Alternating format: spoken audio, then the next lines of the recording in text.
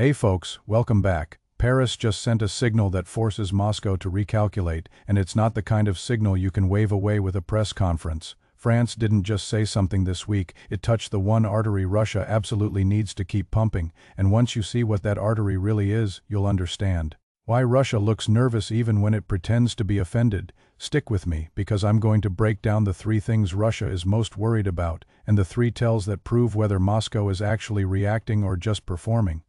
When I say pressure, I don't mean a scary headline or a spicy quote on TV. I mean the kind of pressure that forces a government to reshuffle priorities in real time: military, logistics, diplomacy, even internal security. The point of this video is simple: take the French move, trace the strategic impact, then map the options Russia has left. And at the end, we're going to talk about what the next 2 to 8 weeks could look like, not as prophecy, but as mechanics, because geopolitics isn't magic, it's incentives, constraints, and money flow. So what did France actually do?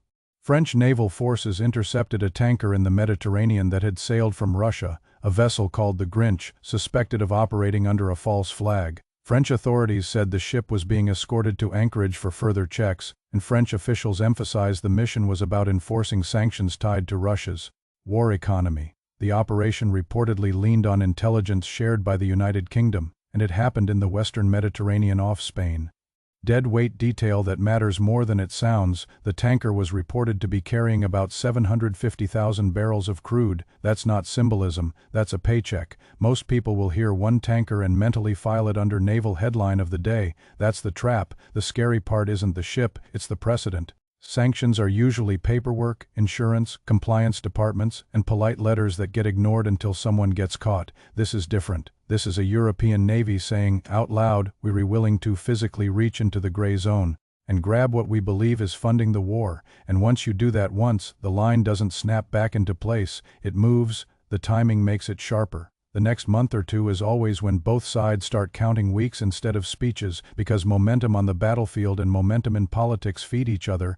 One country going first matters, because alliances have inertia, and inertia loves a leader. Also, Russia's whole deterrence game lives in the fog, the vague threats, the implied consequences, the maybe we escalate language.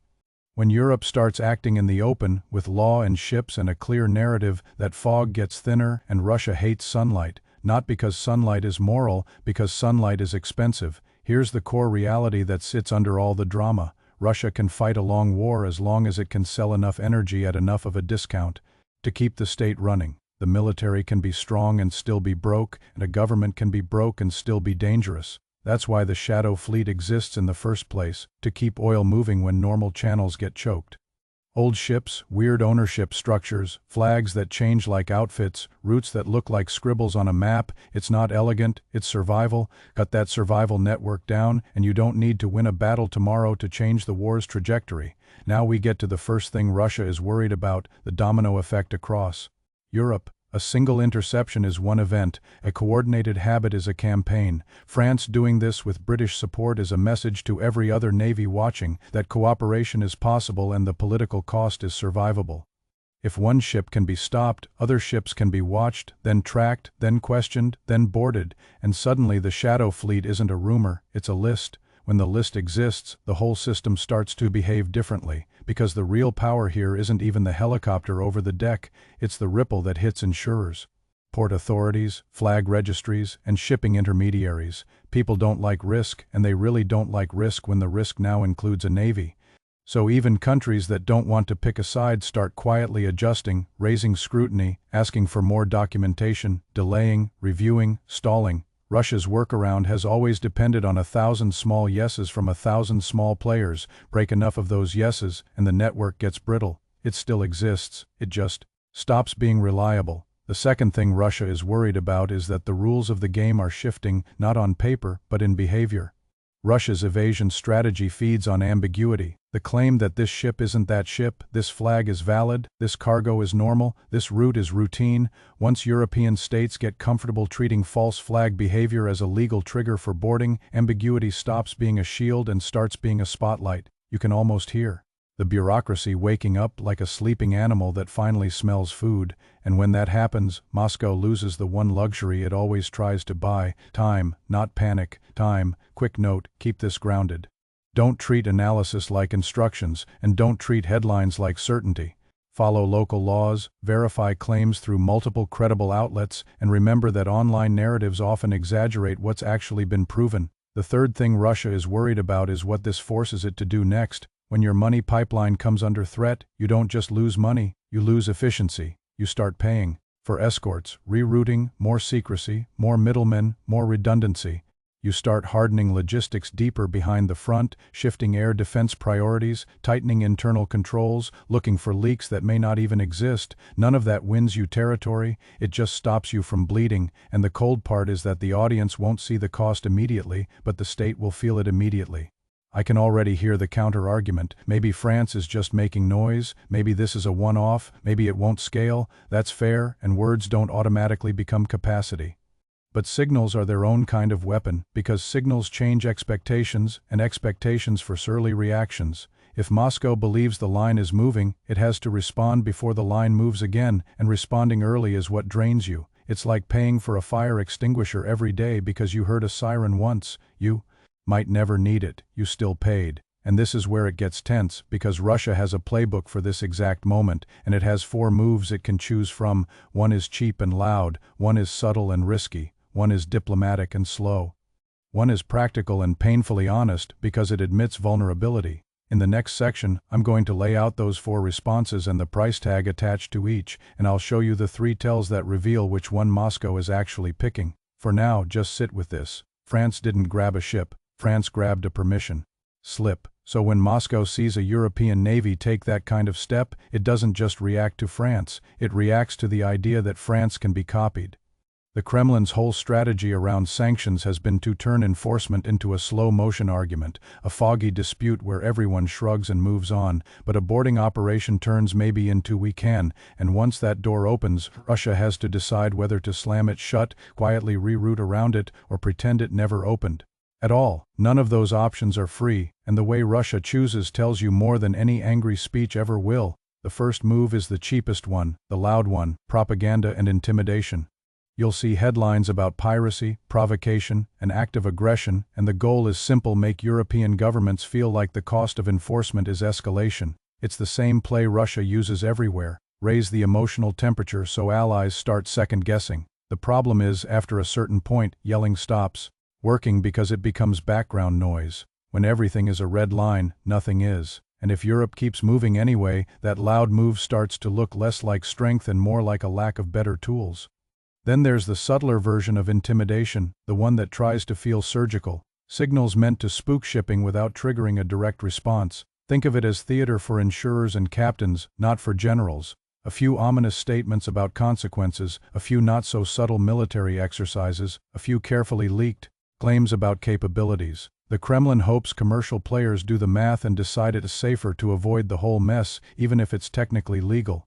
But this is where Russia can trip itself, because the more it dramatizes the danger, the more it convinces Europe the crackdown is necessary. Fear can work until fear unites the other side. The third move is classic divide and delay diplomacy, and it's the one Moscow has leaned on for decades because it often works. Russia looks for the soft seams in the coalition countries that depend on energy, countries worried about domestic politics, countries that hate risk.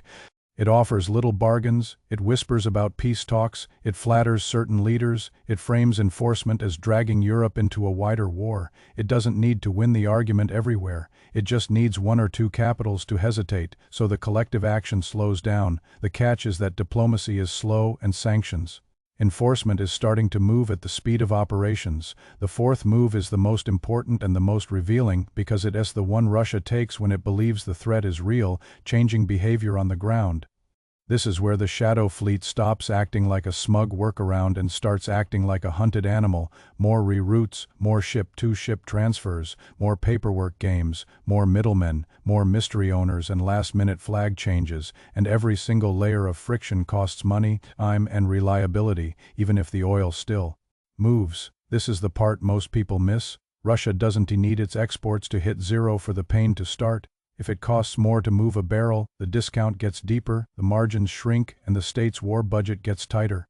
Russia can still sell oil, but it has to sell it uglier, more risk, more bribes, more hidden channels, more hands in the pot. That's how a financial artery gets squeezed without being cut. You don't hear the snap, you hear the slow grind, and in a long war, slow grind is deadly.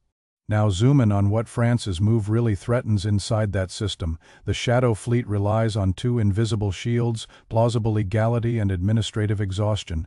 Plausible legality means you can always claim the ship is something else, from somewhere else, owned by someone else, carrying something unclear. Administrative exhaustion means even if people suspect it's shady, they don't have the time, mandate, or political will to chase it down.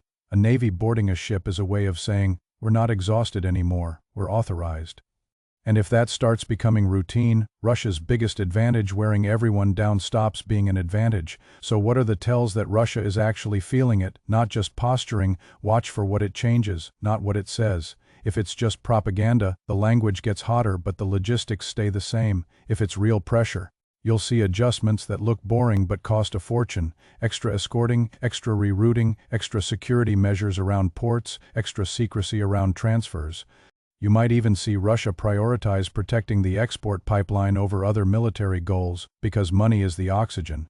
When oxygen gets thin, everything else starts to wobble, and there's another layer people ignore because it sounds too inside baseball to matter. Enforcement changes the behavior of third countries without those countries announcing anything. Ports quietly become pickier, customs checks take longer, routine inspections become frequent. A ship that used to slip through gets delayed long enough for someone to look closer. The shadow fleet survives on speed and invisibility, and delays are the enemy of both. A few high-profile detentions and suddenly the whole network feels like it is walking across a floor that might collapse. If you're wondering why Moscow seems obsessed with the optics, it's because optics are currency in this world. Russia's brand as a world power isn't just ego, it's leverage, especially with smaller partners who need protection.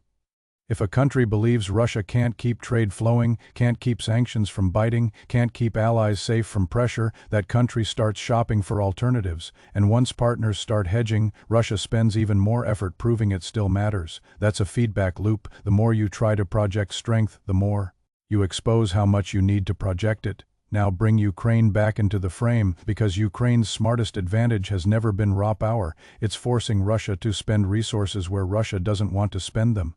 Ukraine hits refineries, Russia has to shift air defenses. Ukraine pressures logistics, Russia has to stretch internal security. Europe squeezes the shadow fleet, Russia has to pour money into moving money. It's not one giant collapse, it's 1,000 forced choices, and a forced choice is basically a tax on your strategy. That's why this French move matters. Even if it's just one ship, it doesn't win the war, but it changes the menu. It tells European governments that enforcement isn't only a spreadsheet, it can be an operation. It tells commercial players that ambiguity might not protect them. It tells Russia that the gray zone is shrinking, and shrinking gray zones are where deterrence starts to fail, because deterrence works best when nobody knows what happens next, and this time we just learned something new can happen next. So here is the real question hanging over the next few weeks: does this become a pattern, or does it stay a headline? If it becomes a pattern, Russia doesn't just lose cash, it loses predictability, and predictability is what keeps a war machine from choking on its own logistics. If it stays a headline, Moscow will claim victory and go right back to business, maybe a little more paranoid, but still functional. And the scary part is we won't need months to know which way it's going. We'll know fast, because Russia can't help but show its hand when money is on the line. In the next section, I am going to lay out 3 very realistic paths the next 2 to 8 weeks can take, and the simple signs you can watch for to know which one we're already sliding into. One of those paths looks calm on the surface and still bleeds Russia every day. Another one looks loud and aggressive and can actually backfire hard, and the third one is the one Europe is quietly hoping for, because it turns pressure into momentum. One path is the one Moscow hates most because it's quiet and contagious. France doesn't need to do this every day for it to spread. It just needs other navies and coast guards to realize they can too. A couple more boardings, a couple more identity issues, a couple more legal investigations, and suddenly the shadow fleet stops feeling like a clever workaround and starts feeling like a liability you can insure. Russia still exports oil, but the export machine gets slower, pricier, and more fragile. And when your war budget runs on export cash, fragile is not a detail, it's a countdown. If that happens, you'll notice the change in places most people never look. not in missile counts but in shipping behavior. More tankers suddenly go dark on tracking, or they take weird detours that add days and fuel costs.